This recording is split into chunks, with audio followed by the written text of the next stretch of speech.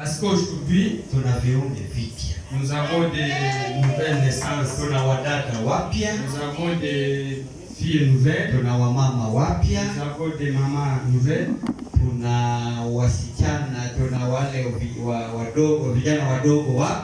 des jeunes aussi qui sont nouveaux. Ils sont maintenant convertis et baptisés. Ils ont accepté Jésus comme leur sauveur. C'est pourquoi aujourd'hui je suis très content de vous approcher dans la maison de Dieu. Amen. Amen. Avant de vous accueillir, j'ai dit approcher aux serviteurs de Dieu que nous sommes avec. Parce que Dieu planifie ces choses à son temps. Je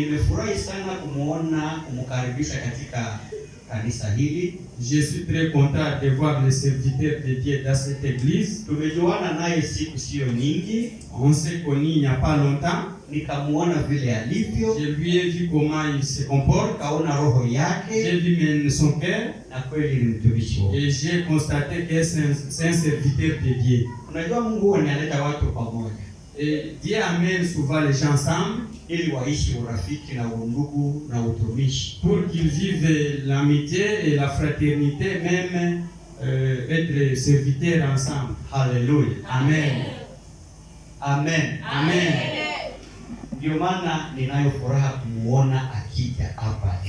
C'est pourquoi je suis content de le voir qu'il est entré dans l'église.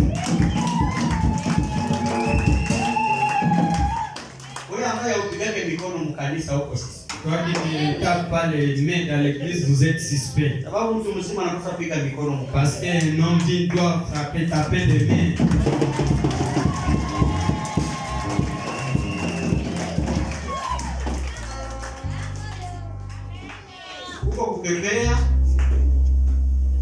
Il y a salué, il y a aussi taper les mains.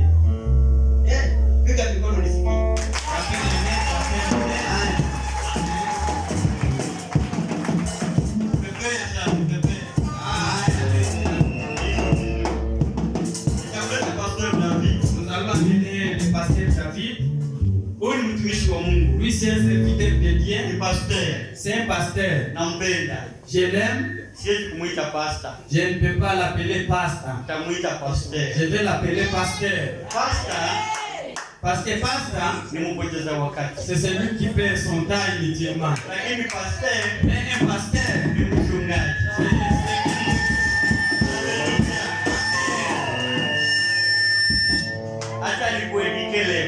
laisse-moi te dire qu'aujourd'hui, laissez d'appeler les gens pasteur. Pasteur, c'est lui qui perd son temps inutilement. Nous ne perdons pas le temps. Nous avons un grand service. Ce que nous faisons à chaque moment, à chaque temps. Et c'est pourquoi vous êtes là. Je vais demander les serviteurs de Dieu qui puissent vous saluer. Il va aussi s'expliquer avant que le pasteur puisse parler. Bwana Yesu asifiwe. Amen. Hallelujah. Amen. Napenda sana. Kwa majina, lui s'appelle Chiza David Malowani. C'est Chiza David Malowani.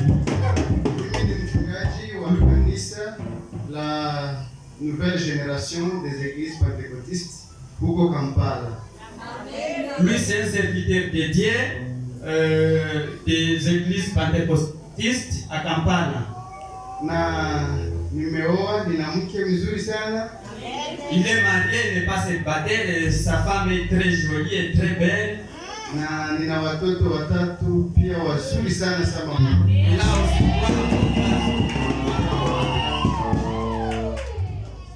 Asante. Amen. Tumchapie kwa Bwana.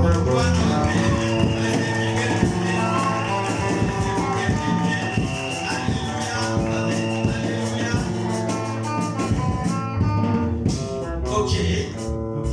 Pasteur David Kiza. Lui c'est pasteur David Kiza. Tunakupokea katika nyumba ya Bwana. Leo dans la maison de Dieu. Hapa ni kwenu. Ici c'est chez vous. Hapa ni kwenu. Ici c'est chez vous. Sio grand frère. Je suis ton grand frère. Yafaa unaiwa kama hapa ni kwenu. Et vous devez savoir que ça c'est votre maison. Usiogope. N'ayez pas peur. Wewe ni mtumishi wa Mungu. Vous êtes un serviteur de Dieu. Mahali unafika. Là où vous arrivez, il y a l'onction divine qui est là. Amen. Amen. Na hivi ninampenda. Et comme ainsi je l'aime. Na wewe kama unampenda. Et si vous l'aimez aussi.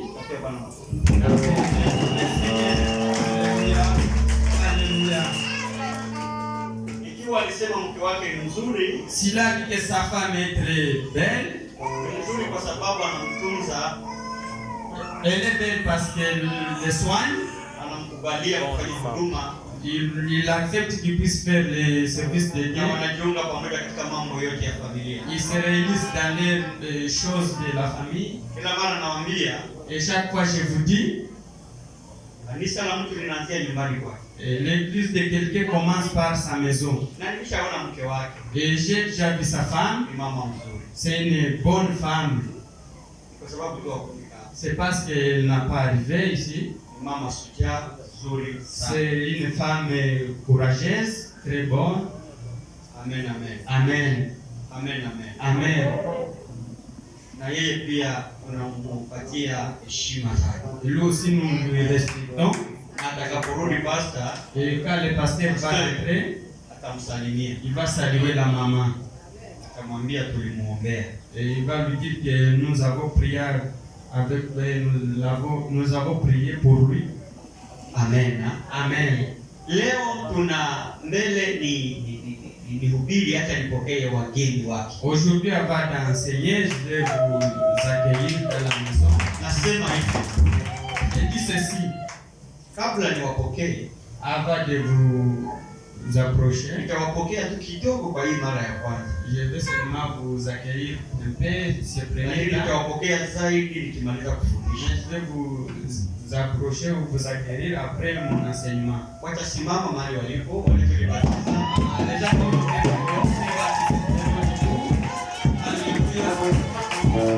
Alléluia. Wale tulibatiza, nous avons baptisé. Tunawaomba kukaribia na Mungu awabariki. Nous demandons dans la maison de Dieu. Nyinyi ni wazuri kabisa. C'est vrai, vous êtes bien, vous êtes bon. Tabia zote zimebaki baharini.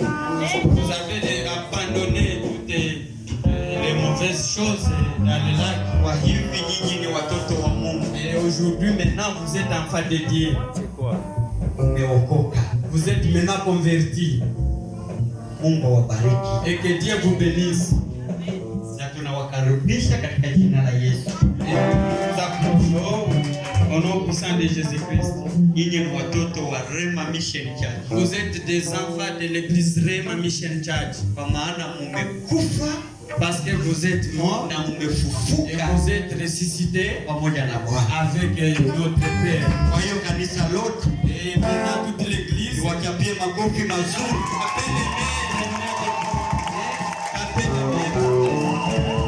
Alléluia.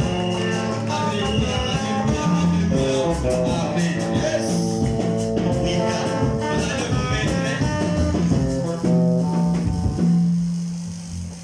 Bwana asifiwe. Les gens puissent attendre écouter la parole de Dieu. Ils donnent leur vie à Jésus. Et la gloire sera toujours à Dieu. Amen. Amen.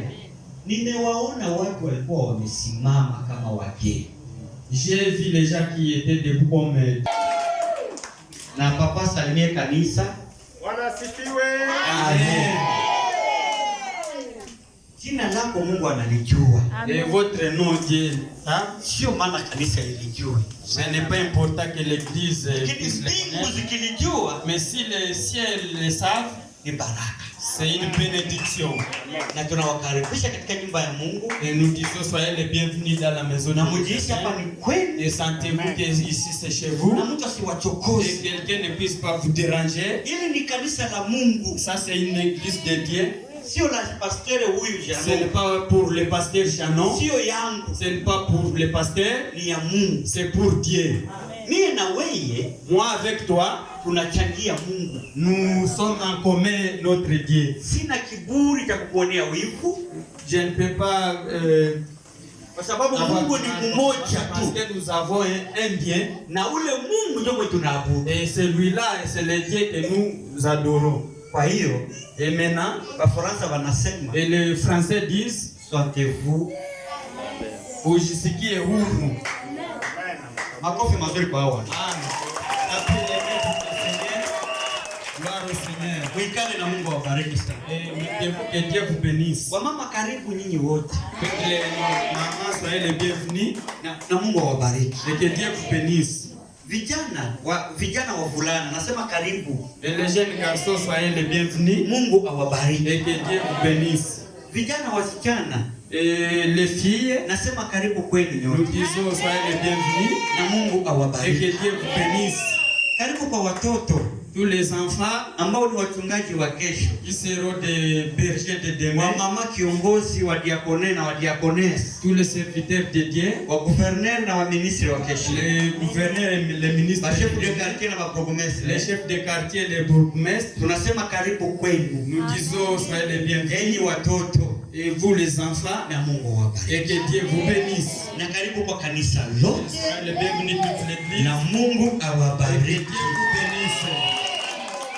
Sasa acha nifundishe kidogo. Maintenant, laissez que je puisse enseigner. Kila mtu achukue Biblia yake. Que chacun récupère sa Bible. Kila mtu achukue kalamu yake. Que chacun récupère son stylo. Nataka niongee kidogo. Nous voulons maintenant, je voudrais dialoguer ou causer. Nikumbushe tu. Je vais vous souvenir seulement. Maneno nilikuwa nahubiri mjuma mzima. C'est que j'étais en train d'enseigner toute la semaine. Nikimaliza, et si une fois je termine, ninawapokea hawa wabatizwa. Je vais encore recevoir tous ceux qui ont été baptisés. Nikimaliza, et si une fois je termine, nitafanyisha meza ya Bwana. Je vais donner maintenant le corps du Christ, la Sainte Seine. Nikimaliza, et si une fois je termine, kuna kinywaji mtakunywa nyinyi wote pamoja. Il y a ce que nous allons partager, nous allons boire, nous allons manger ensemble. Ndio wanaita agape. Ce que nous appelons agape. Watu wa pamoja, et les gens qui sont ensemble, wanapaswa kutumia chakula cha pamoja. Ils doivent manger ensemble. Leo ni sikukuu kubwa. C'est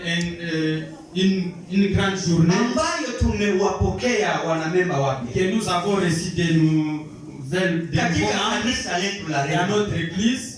Na leo inakuwa sikukuu ya kumletea Bwana mazao ya mashamba. Et c'est une grande journée où on amène les prémices de nos champs. Tunanunua kila kitu, tunaleta mazao. Nous achetons chaque chose et nous amenons dans l'hôtel. Usishangae hapa kuna maanana mabichi. Ne soyez pas surpris qu'il y a des choses, des ananas et d'autres. Watu wamegusa vitu vyao wanaoifanya katika kazi zao. Les gens ont touché leurs activités, ils ont amené à na hiyo tunaifanya kila mwisho wa mwezi. Et nous faisons ça chaque fin du mois. Kwa kuleta mazao ya mashamba yetu. Pour que nous puissions amener nos promis. Mungu aweze kuzibariki kazi zetu. Que Dieu puisse maintenant bénir nos travaux yetu. Il puisse bénir abariki mashamba yetu. Il puisse bénir nos champs. Abariki nyumba zetu. Il puisse bénir nos maisons. Ndio maana tunakuja tunaleta vitu vyetu. C'est pourquoi nous amenons maintenant nos choses à Dieu. Alléluia. Amen. Alléluia. Amen. Bwana asifiwe. Amen. Alléluia. Amen. Na leo hatutoi sadaka za vitunga mingi. Et aujourd'hui nous n'allons pas donner beaucoup d'offrandes. Kitunga kimoja.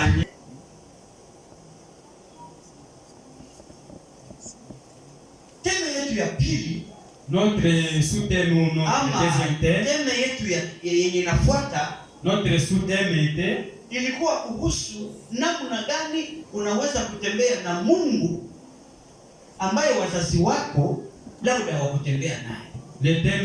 Le sous-thème était comment tu peux marcher avec Dieu que vos parents n'ont pas soit marché avec lui. Na tulisoma maandiko matakatifu. Et nous avons lu la parole de Dieu. Tulisoma kitabu cha Waefeso. Nous avons lu le livre d'Éphésiens. Sura 5 chapitre 5 na mstari wa 15 et chapitre 5 verset 15 mpaka 17 jusqu'à 17.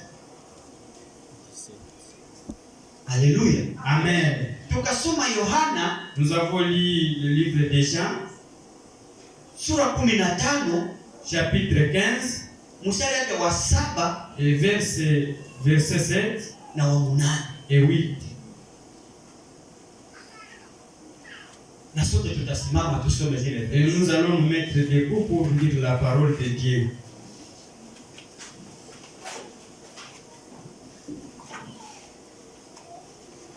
Ile Biblia ya Kiswahili ya Mama Odette. La Bible de Maman Odette qui parle le Kiswahili. Ile iko pale, kazi yake Ya. ni kusoma. Le microphone sans fil que vous avez utilisé. Tuletee hapa wewe uchukue. Labda hii Amène-nous cette Bible et tu récupères l'autre. asante sana. Merci beaucoup. Msiishi kama wajinga, lakini muishi kama wenye hekima. Mtumie vema wakati huu mnaokuwa nao, kwa maana siku hizi ni mbaya. 17. Kwa hiyo msikuwe wajinga, lakini mtambue yaliyo mapenzi ya Bwana. Amen. Amen. Biblia. Muangalie vizuri mwenendo wenu.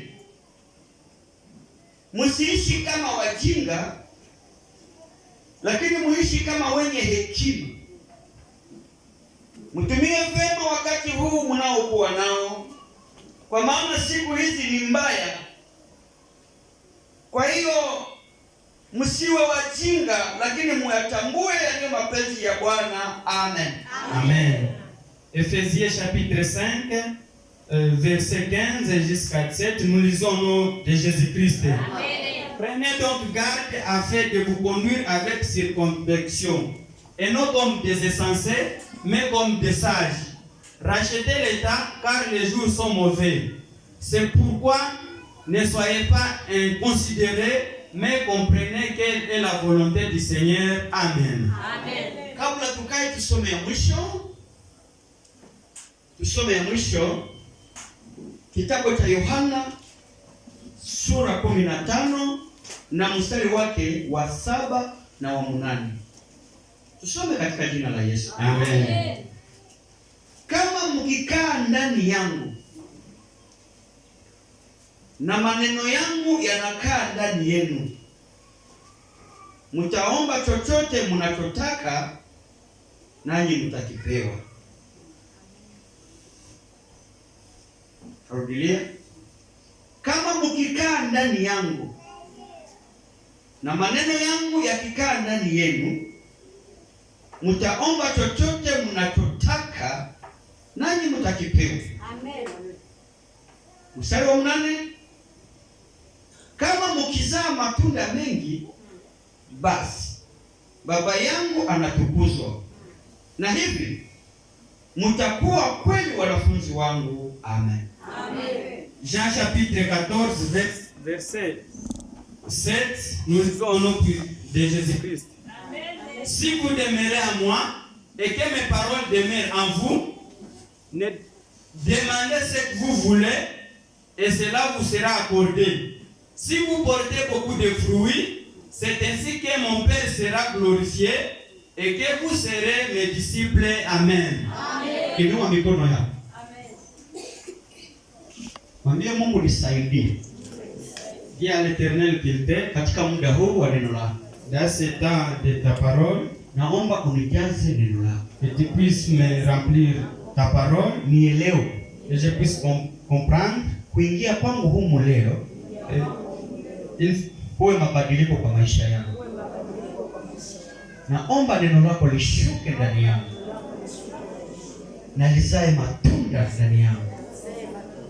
Vyenyewe vilikuwa vizito kwa maisha yangu, basi viwe vyepesi kwa jina la Yesu. Amen. Ikala. Vous allez vous mettre.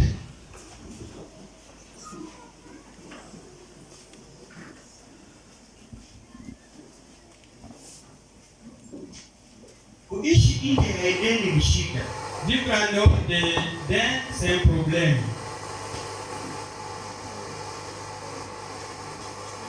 Nilifundisha kuanzia siku ya kwanza. J'ai enseigné à partir du lundi. Nikaongea kuhusu Adamu na Eva. J'ai parlé à propos d'Adam et Ève. Mungu akawatengenezea mazingira. Dieu les a construit un bon environnement. Na ilikuwa mazingira mazuri iliyokuwa inawafaa. C'était un bon environnement qui les méritait. Na waliishi sawa kabisa. Ils vivaient très bien. Kwa sababu Mungu aliwaweka. Parce que Dieu les a mis là-bas. Mungu aliwaamini. Dieu les croyait. Kwa sababu alikuwa anazungumza na wao. Parce qu'il causait chaque fois avec eux. Wakiwa katika bustani ya Edeni. Lorsqu'ils étaient dans le jardin d'Éden.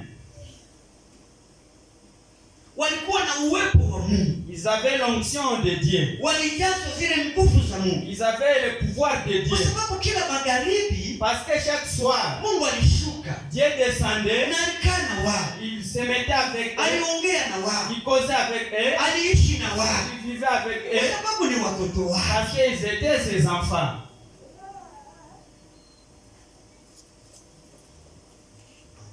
Bwana asifiwe. Amen. Katika maongezi ya Mungu na wao, dans la conversation de Dieu avec eux, alikuwa anawaambia jambo moja. Il disait seulement une chose.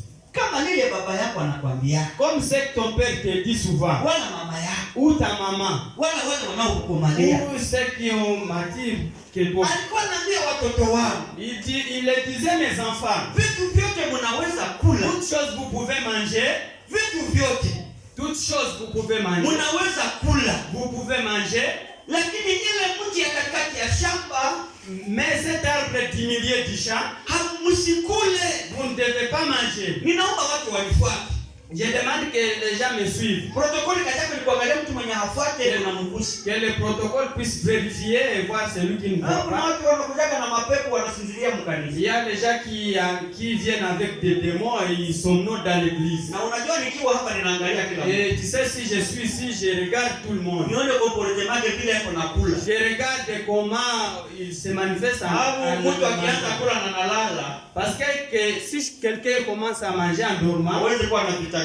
Il ne peut pas avoir une bonne santé. Manake ni mgonjwa. Donc c'est un malade.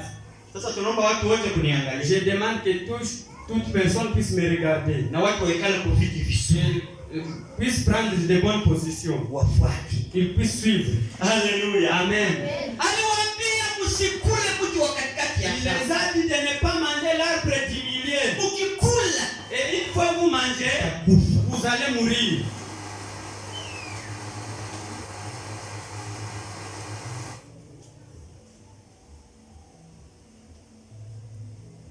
Lakini kinachoniletea uchungu na huzuni, mais ce qui me fait peur maintenant, ni kwa sababu yale mambo Mungu huwa anatukataza. Parce que tout ce que Dieu est en train de nous interdire. Mahali kuna baraka zetu, là où il y a nos bénédictions, mahali Mungu ameona kuna kitu chetu, là où Dieu a dit qu'il y a notre chose, anatuambia tungojee. Il nous dit d'attendre. Maana kuna siku, parce qu'il y a un jour, itafika, un jour qui va arriver, kwa sababu ya uvumilivu, à cause de votre persévérance, kusikia sauti ya Mungu, d'écouter la voix de Dieu, Mungu ataturuhusu. Dieu va nous autoriser. Lakini kile kitu, mais cette chose, shetani anakiangalia, mais Satan aussi le regarde. Na shetani akikiona, et une fois Satan l'a vu, ni hapo analeta jaribu, c'est là qu'il amène menace kusudi mtu adharau Mungu, que quelqu'un puisse maintenant désobéir à Dieu, atimize kile shetani amesema, qu'il puisse maintenant obéir à ce que Satan a dit. Mafundisho kama haya, de tels enseignements, tunawafundisha kusudi mjue, nous vous enseignons pour que vous puissiez connaître Mungu ni nani kwa maisha yako, que Dieu est qui dans votre vie, kusudi uelewe, pour que tu puisses comprendre unahitaji kufanya nini ukiwa hapa. Kuna hadi de manger tous les jours, kila kitu unaweza kula, chose tu peux manger, lakini mti ya katikati ya shamba, mais cet arbre du milieu du champ, usikule, ne mangez pas. Ukikula, et une fois tu manges, utakufa, tu vas mourir. Amen. Amen. Lakini Adamu na aliwavamia. Satan les a pris. Aliwavamia. Satan les a ligotés. Akawakamata mateka. Il les a ligotés. Akawavamia Il kabisa. les a ligotés, c'est Kama vrai. na wewe shetani anazoea kukuvamia. Jusqu'à maintenant, et vous aussi, Satan vous Mambo ligote. tunakukataza usifanye. Nous sommes en train de te dire des choses. Ni yale unafanya. C'est ce que tu fais maintenant. Shetani anakuvamia. Satan t'envahit. Hataki ufikie Il ne veut pas que tu puisses ile arriver. mpango wa Mungu kwa Le maisha yako. plan de Dieu dans ta vie. Amen. Sababu shetani ni roho Parce que Satan c'est l'esprit. na Mungu ni roho. Et Dieu aussi c'est Biblia l'esprit. inasema La Bible nous dit vita vyetu notre combat, si vya damu na ce nyama, n'est pas lakini ni vya falme na mamlaka. mais c'est pour le roi et le pouvoir. Tunapigana na mapepo wa giza tusioona. Battre avec les démons que nous ne voyons pas. Amen. Amen. Amen. Amen. Amen. Amen. Nilipokuwa katika maombi nikiuliza Mungu, Quand j'étais dans la prière en train de demander à Dieu, ninajiuliza kuhusu jambo hili. je me suis demandé à cause de cette chose, Mungu anamwambia jambo hili, pourquoi Dieu l'a dit cette parole. Adam, usikule. ne mangez pas. Ukikula Et une fois tu manges, utakufa. tu mourras. Vitu vyote Toutes choses, unaweza kula, tu peux manger, lakini ile mais cette ya chose, katikati ya shamba ce qui se trouve au milieu du champ, usikule. ne mangez pas. Ukikula Une fois tu manges, utakufa. tu mourras. Kwa nini ile tu ndio yenye shetani aambie Adamu na Eva wakule? Pourquoi c'est seulement ça que Satan a exigé à Adam et Ève de manger? Maana kenyeji ilikuwa mtamu kuvingine vyote Mungu C'est alivipatia. ce qui était bon par rapport à ce que Dieu les a donné. Katika ufunuo wangu Dans mes révélations, niliona hapo ndipo kulikuwa neema kapambi c'est ya là wale que wazee. j'ai vu il y avait la bénédiction ou la grâce de ces gens-là. Shetani akawadanganya. Et Satan les a trompés. Ni kama leo baba yako wala mama yako anakukataza, mtoto wangu usifanye hivi. Et comme aujourd'hui ton papa ou ta mère peut t'interdire de faire quelque chose. Uende hivi vile ninakwambia. Marcher ainsi comme je t'exhorte. Wewe unatoka, Toi tu quittes, unafanya yenye unataka. tu fais ce que tu veux. Wakati unateseka, Quand tu vas souffrir, unaanza teseka, tu commences à souffrir. unakumbuka vile baba yako Tu vas alifanya. te souvenir tout ce que tes parents te disaient. Na labda hutampata. Et par exemple, vous n'allez plus les trouver. Mungu hatatembea tena na wewe. Dieu ne va plus marcher avec toi. Non. Hapana. Non. Mungu akikwambia cha, Une fois Dieu te dit quelque chose, una disobey. tu désobéis à ça. Hawezi tena kutembea na Il wewe. ne peut plus marcher avec toi. Hapana. Non. Lakini kwa sababu alikwambiaka, Parce qu'il t'avait déjà promis. kwa sababu alisemaka, Parce qu'elle avait déjà dit. hawezi tena kurudia kwa maneno Il ne alisema. peut plus revenir sur ce qu'il a déjà dit. Sababu Mungu akisema, Parce que si Dieu dit pas, amesema. il a déjà dit. Mungu harudiake mwenye alisema. Il ne peut pas ruminer ou revenir sur ce qu'il a dit. Akisema atakuinuaka, Il a dit qu'il va te rehausser. atakuinua. Tu vas toujours, il va te bénir. Mwenye iko na problem C'est lui qui a le problème. ni wewe. C'est toi. Mwenye uliambiwa utainuliwa, On t'a dit que tu seras béni. lakini akakupa shoot. Il t'a donné des Akamwambia commandements. mwanangu, Il t'a dit, mon enfant, utaenda hivi. vous allez marcher ainsi. Wewe hauende kisi Mungu Toi, tu ne alikwambia. marches pas comme Dieu t'a dit. Lakini Mungu alishasema. Mais Dieu a déjà dit. Alishakubali, alishasema Il atakuinua. a déjà dit qu'il va te bénir. Basi anasema Mais maintenant il kwa dit, sababu huyu hakufanya kisi nilimwambia. parce que celui-ci n'a pas fait ce que je lui ai dit, Basi c'est tout. ninalia. Il va pleurer. Mungu analia. Dieu pleure. Anasema huyu Il va dire que celui-ci, angenielewa ni nani. s'il a compris qu'il est, Siwezi weza tena kuretire maneno nilisemaka je ne jana. peux plus encore savoir retirer ce que j'ai dit. Lakini Maintenant, mtoto mwenye atatokana mtumbu yake le fruit de tes entrailles, ndio mwenyewe ninaweza kutembea pamoja. c'est celui que je vais marcher avec.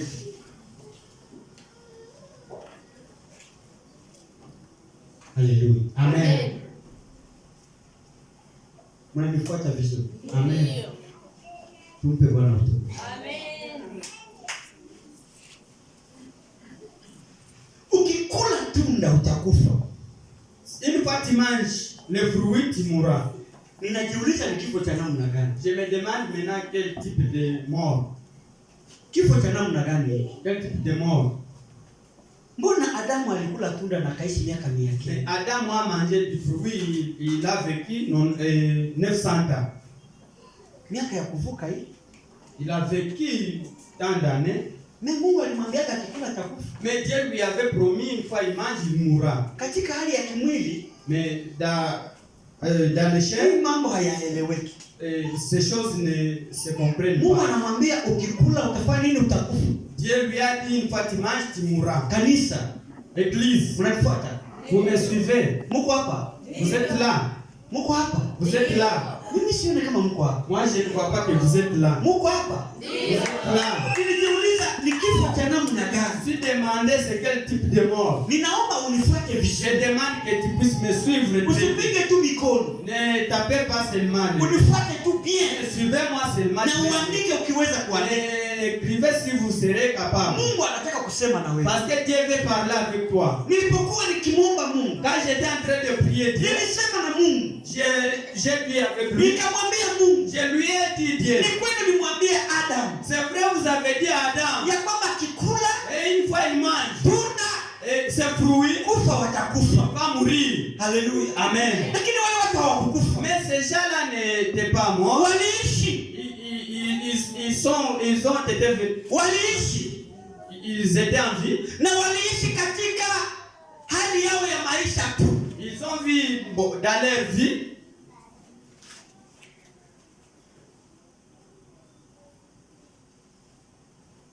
Mungu akanionyesha jambo fulani. Dieu m'a révélé quelque chose. Walipokula tunda, Lorsqu'ils ont mangé, wamefanya dhambi. ils ont commis le péché. Kwa sababu dhambi Parce que le péché, ni kile Mungu alikukataza, c'est ce que Dieu a interdit de faire. ndio dhambi. C'est ça le péché. Ukikifanya Et si tu fais ça, unafanya dhambi. et tu as commis le péché. Amen. Amen. Machozi ikatoka kwenye macho ya Mungu mbinguni, Dieu a pleuré dans son fauteuil. ikaanguka chini kwa mguu ya Adam. Ça a tombé directement au pied d'Adam. Mungu akasema, Et Dieu a dit, kuanzia leo à partir d'aujourd'hui, ninawafukuza. je vous chasse. Akawatosha kwa mazingira mazuri, Il les a enlevés, chassés. mahali waliishi maisha mazuri, Là où ils vivaient très bien. wakaenda kuishi nje ya bustani. Ils ont été partis vivre en dehors d'Éden. Nje ya bustani En dehors d'Éden. wakaanza kuteseka Ils ont commencé à souffrir kwa sababu walikula tunda, parce qu'ils ont mangé les fruits. kwa sababu walidesobei Parce qu'ils ont désobéi. yale maneno Mungu C'est aliwaambia, que Dieu les a dit. yale Mungu alisema na wao. C'est que Dieu a parlé avec eux. Mungu aliwaumba Dieu les a créés. akiwapenda. Il les aimait. Mungu amekuumba Dieu wewe, t'a créé anakupenda, parce qu'il t'aime. lakini Mungu analia Mais Dieu est en train de wakati créer. ufanye Lorsque tu sawasawa na vile alikwambia. c'est qu'il t'a déjà Ni exigé. kweli alikuumba na baraka zako, C'est vrai, il t'a créé avec tes uliumba ukiwa na neema zako, Il a été créé avec ta grâce. lakini mateso unayoleo Et les souffrances que vous ni kwamba kuna vitu ulidesobeire kwa Mungu, il y a des choses que vous avez obéies. haukutembea vile Mungu anavyotaka. Marchez comme Jésus ou Dieu. Ndio maana Mungu amekuweka nje C'est pourquoi Dieu t'a mis na hors. uko nje ya bustani, Dehors les jardins de hata Dieu. huelewi maisha yako ni Tu ne gani. comprends pas même ta vie. Nilipojifunza kwenda nje ya bustani, Quand j'ai étudié à être en dehors d'Éden, ni mtu ambaye Mungu amekataa, c'est quelqu'un que Dieu a déjà refusé. lakini ni mtoto wake, Mais il continue à demeurer son kwa sababu enfant. alimuumba. Parce qu'il les a créés. Mtu mwenye iko nje ya bustani Quelqu'un en dehors ni d'Éden. mwenye Mungu amekataa, C'est quelqu'un que Dieu a déjà refusé. lakini ni mtoto wa Mais Mungu, il continue à rester. ni mtoto wa Mungu. C'est un enfant de Dieu. Haiko arreste, ni mtu akitoka, uinterprete wenye watu wasikie bien.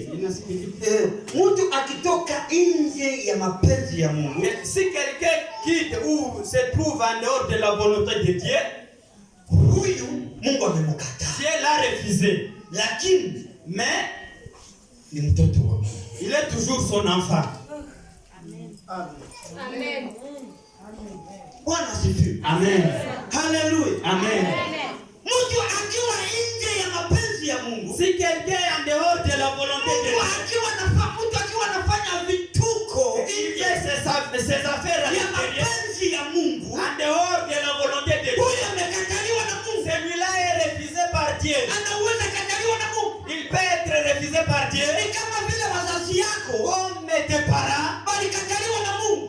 Dieu les a refusés. Wewe umezaliwa mkizazi Toi, tu es né dans une kilichokataliwa na Mungu, qui est refusé par lakini Dieu. kwa sababu Mungu alisema na kile Mais parce kizazi, que Dieu a dit avec kuna ahadi ya Mungu kwa kile il kizazi. y a la promesse de Dieu. Mungu anasema Et Dieu dit ceci. mtoto mwenye atatokana kwa hiki kizazi Un enfant qui viendra inaweza kuwa generation ya nne peut être de la au generation ya ngapi, ou n'importe quelle basi génération. huyu inaweza kuelewa Et Dieu peut marcher avec kama lui. atasikia Et s'il va écouter sauti yangu. ma voix. Adamu na Eva waliwekwa kando. Adam et Ève ont été mis à l'extérieur. Kila mara mwanadamu unakaa kwenye mazingira mema, Chaque fois que lorsque l'humain est dans un environnement sain, lakini shetani anapigana na wewe ili akutoshe kwenye mazingira mazuri, Satan lui fait que tu puisses quitter dans cet environnement, kusudi uishi katika mazingira ya dunia. que tu puisses vivre dans l'environnement de ce monde. Unapoimba hapa, Lorsque tu chantes ici, unapokuja kanisani kama hivi, lorsque unakaa tu entres dans l'église comme vous êtes là, unasikia hauna amani. tu te sens que tu n'es pas à l'aise. Shetani ako nakwambia Satan est en train de te dire, unapoteza muda, tu perds ton temps inutilement.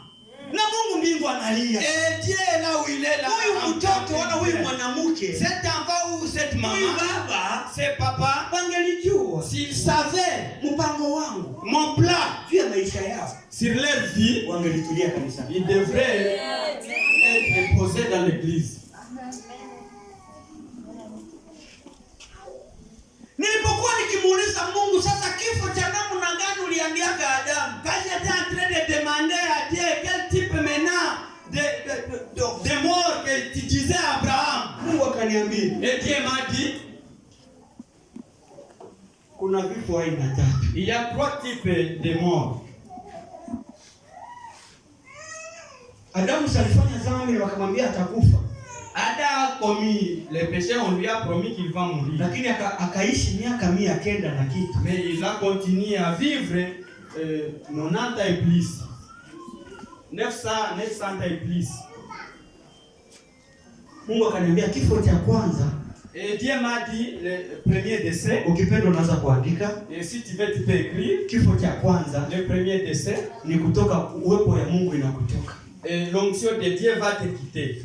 Ulikuwa katika mazingira Tu mazuri, étais dans un bon environnement, Mungu anakufukuza, et Dieu te chasse, unatoka, et tu quittes, unaingia hapa. et tu entres ici. Hapa Maintenant ici, Mungu mnaniona? vous étiez, usimame pale blaze watu wanione wote.